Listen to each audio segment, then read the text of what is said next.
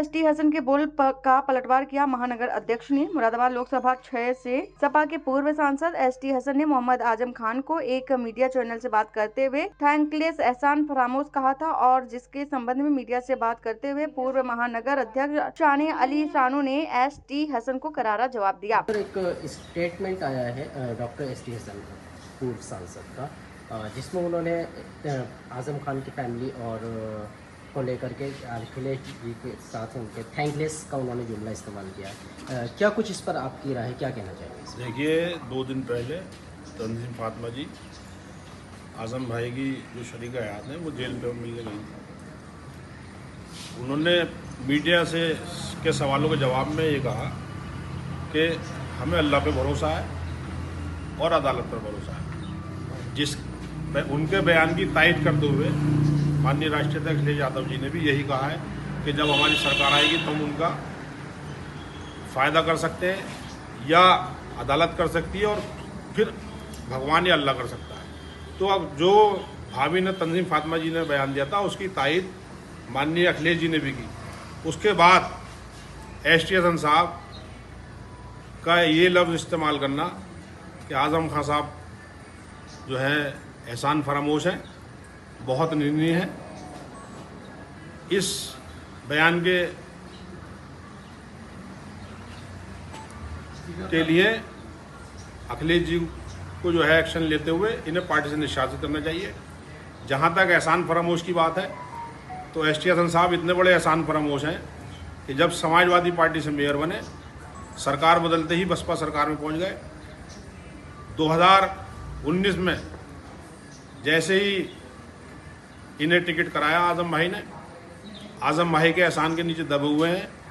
2019 में जब टिकट हुआ इनका तो ये एमपी बने, मगर 2024 में जब मुरादाबाद की जनता आजम भाई के पास पहुंची और वहां मुरादाबाद की जनता के राय के लिए आजम भाई ने, तो वहां ये पता चला कि एसटी हसन साहब यहाँ चुनाव नहीं जीत सकते।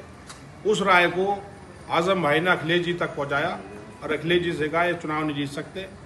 इसलिए अखिलेश जी ने आजम भाई की राय को लेते हुए रुचि बरेजी जी को टिकट दिया और उस फैसले को यहाँ की जनता ने अपनाते हुए लाखों वोटों से रुचि बरेजी जी को चुनाव जिता के भेजा। अगर एसटी हसन साहब को चुनाव ये टिकट होता तो लाखों वोटों से चुनाव हारते, क्योंकि जनता में उनका कोई जनाधार नहीं है। अब रही बात भाजपा में काम करने की, माननीय एसटी हसन साहब जो है भाजपा में स्लीपर सेल बन के काम कर रहे हैं।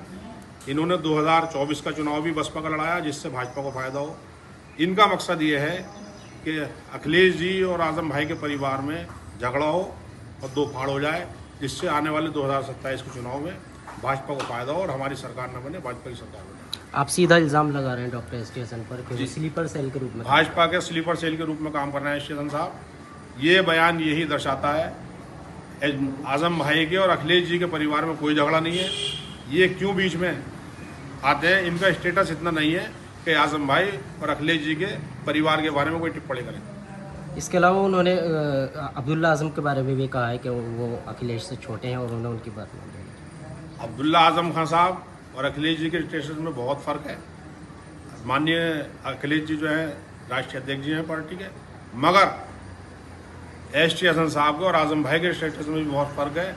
इनका स्टेटस इतना नहीं है कि आजम भाई की या अखिलेश जी की फैमिली पर ये कोई टिप्पणी करें। इस तरह की बयानबाजी को समाजवादी पार्टी आपकी बात करें तो क्या मानती है? क्या ये दो फाड़ कराने में इनका क्या रोल है? ये भाजपा का काम कर रहे हैं पार्टी में रहकर। ये चाहते हैं कि आजम खान की साहब के और अखिलेश जी के बीच दूरियां बढ़े, जिससे जो 2027 में पीडीए की सरकार आ रही है वो नहीं आ पाए। और ये भाजपा। मुरादाबाद से रेहान अंसारी की रिपोर्ट।